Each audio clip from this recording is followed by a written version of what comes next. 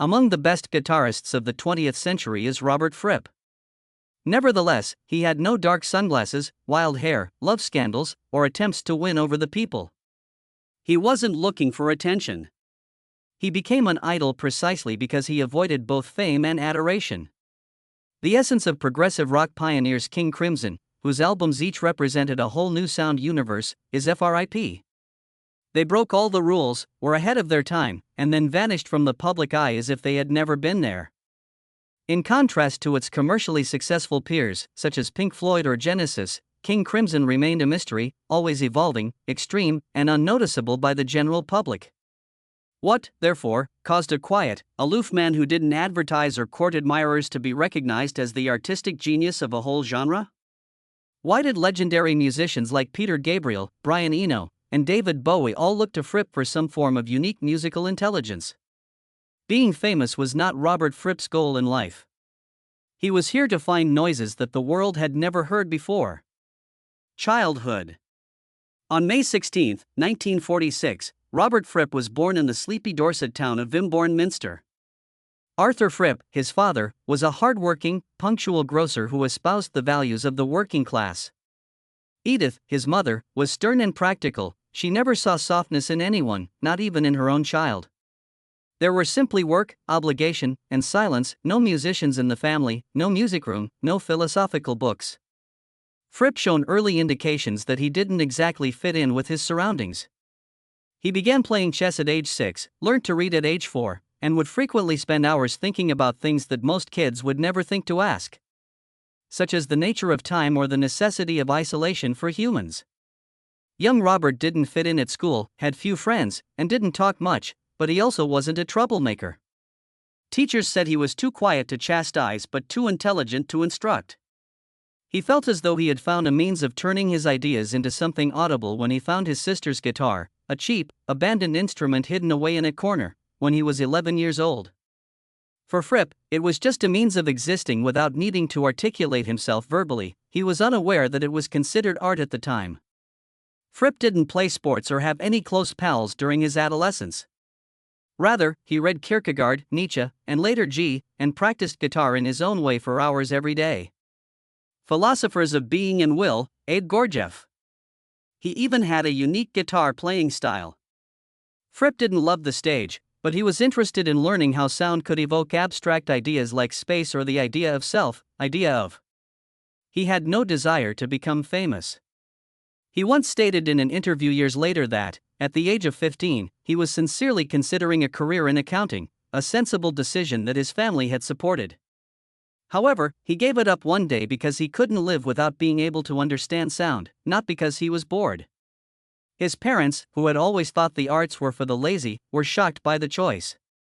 Fripp started establishing a very rigorous personal regimen during this time, enforcing rigorous timetables for practice, study, meditation, and thorough journaling. He abstained from drinking, smoking, and partying. He practiced silently every morning after rising early, a habit he carried into his late 80s. I don't consider myself to be a guitarist. I'm a person looking for sound. During a master class, Fripp once reminded his students that the guitar is only a tool. There was no obvious tragedy in Robert Fripp's early years. Beneath the surface, however, was a calm seclusion and a different way of thinking. A silent struggle between the need to investigate one's inner world and a society that expected conformity, as well as a self-repeated questioning. In a society where speaking loudly was a determining factor, Fripp decided to be silent and used it to create music that was unique. Early career Robert Fripp didn't take the usual route of a working musician when he turned 20. He studied musical structure, practiced using his own technique, and read philosophy as much as he trained his fingers, rather than joining cover bands or taking bar gigs to make ends meet. He was a peculiar character to the London music scene of the 1960s. He was silent, too serious, and unconcerned with popular taste.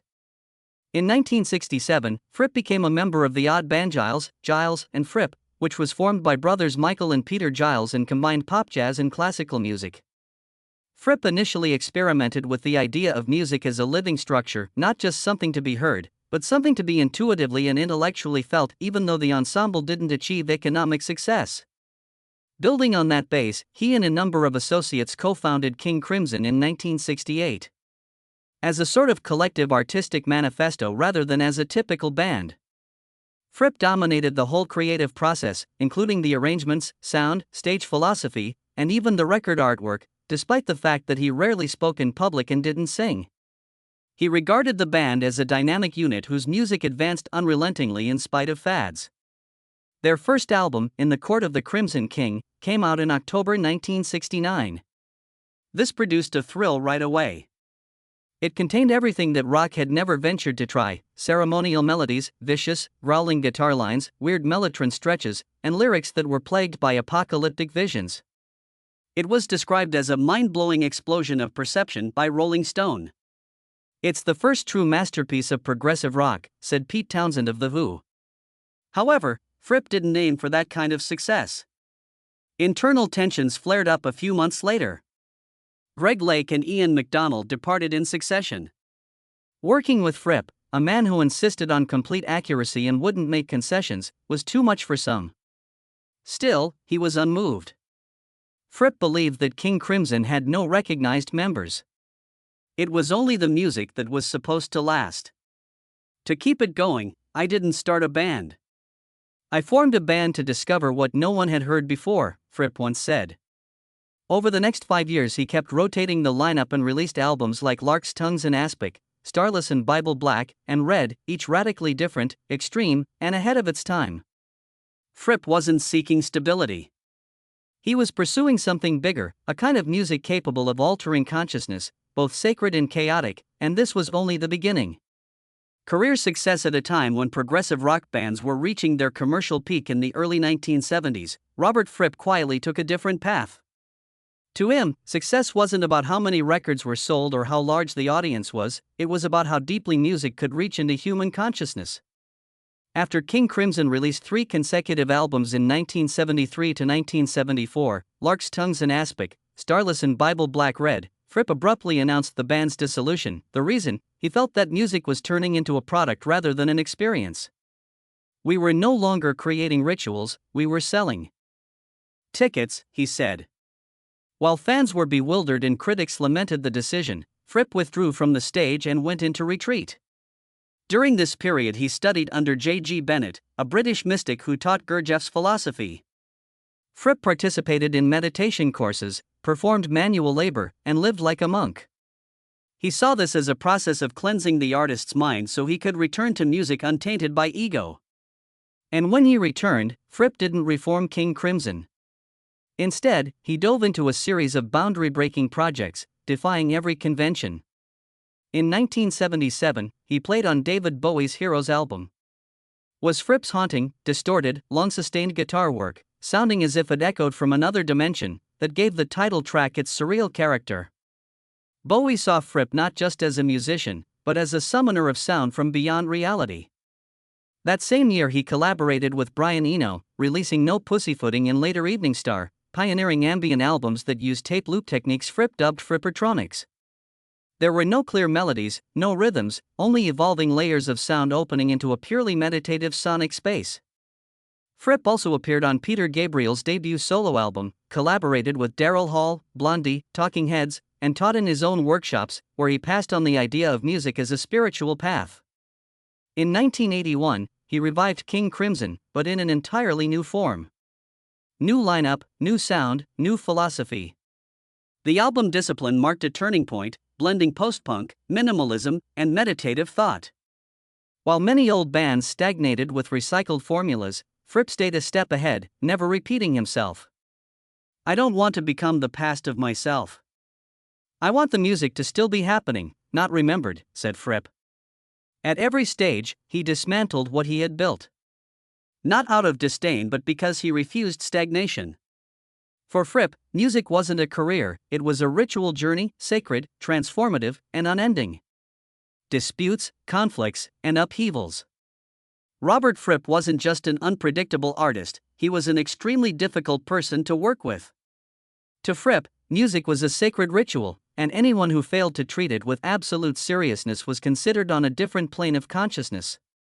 Over more than 5 decades, King Crimson went through lineup changes almost with every album.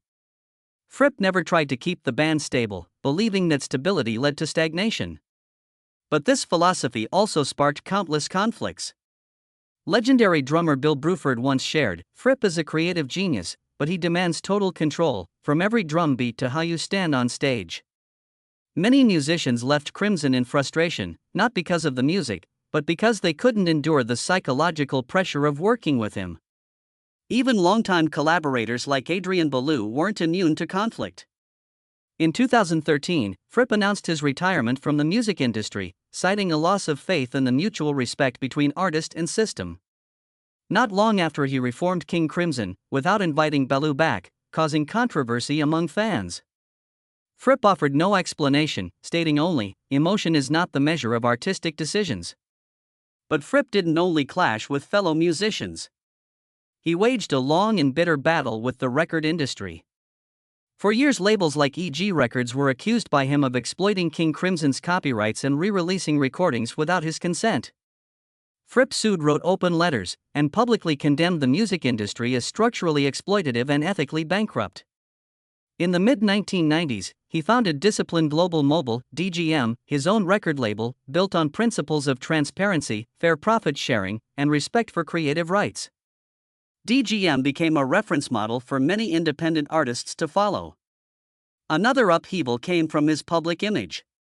During the COVID-19 pandemic, Fripp unexpectedly appeared in a YouTube video series called Sunday Lunch, playing guitar while his wife, singer Toyah Willcox, dressed outrageously, danced and sang rock classics. Many were stunned. Was this the same stoic Robert Fripp? The public was divided. Some claimed he was destroying the legendary image. Others saw, perhaps for the first time, that Fripp was genuinely having fun. Fripp's response was brief. "If an artist can't laugh at himself, then he's worshipping his ego, not the music." He didn't apologize. He didn't explain. Because more than anyone, Robert Fripp understood this truth. The price of absolute freedom is being misunderstood your whole life. Personal life offstage. Robert Fripp did not live like a rock legend. No parties, no mobs of fans, not even a TV in the living room. He lived like a modern-day hermit, waking at 6 a.m., practicing guitar in silence, meditating, reading philosophy, and recording every thought in fountain pen into worn leather-bound notebooks. But his personal life was not entirely solitary. In 1986, Fripp married singer-actress Toyah Willcox, a rebellious punk icon of 1980s Britain. It was a marriage no one saw coming. He, stoic, introspective, disciplined; she, fiery, free-spirited, unafraid to wear bright red lipstick and belt out, want to be free, in the middle of a crowded street. They lived together in an old house in Worcestershire. Secluded, timeless, filled with books, instruments, and sunlight. No children, no scandals, no display. For over 3 decades, they've kept their life private. No music industry galas, no stepping into the celebrity circus. But within that quiet world, they shared one vital thing: absolute respect for individual freedom. Fripp once said, "Toyah doesn't need me to fully understand her. She needs me to allow her to be herself and vice versa." While he immersed himself in experimental music projects, she acted in theater, appeared on television, wrote books, and painted. They didn't do everything together in the usual sense, but they were each other's safe place to return to. In 2020, as COVID-19 spread and the UK went into lockdown, Toyah had a quirky idea. Film YouTube videos of the two of them performing rock songs in their kitchen. Fripp initially refused but then agreed. Not for the music, but for her. And so the Sunday Lunch video series was born, featuring a sharply dressed stoic Fripp playing Metallica riffs on guitar while his wife danced wildly, dressed up in absurd costumes and shouted cheeky lyrics. The videos went viral, viewers laughed and scratched their heads. Was this really the cold, distant Fripp from King Crimson? He didn't care. This was how he expressed love, not through words, not in grand romantic gestures, but by giving the one he loved the freedom to live fully in her own way. Robert Fripp's personal life wasn't a gentle ballad. It was a counterpoint between stillness and motion, between meditation and rebellion, between philosophical silence and bursts of laughter echoing from the kitchen, and perhaps only in that life his music finally rest in peace. Legacy and influence. Robert Fripp never set out to become a legend, but by refusing to be an icon, he became the icon of refusal itself. In a music world where success is often measured by charts and follower counts, Fripp left behind a different legacy, radical creative independence, and a musical philosophy no other artist has managed to replicate. Fripp's first and greatest impact was on progressive rock. King Crimson wasn't just a pioneering band in the genre, it was a continuous laboratory where rock, jazz, classical, ambient, noise, and even meditation collided, experimented, and transformed.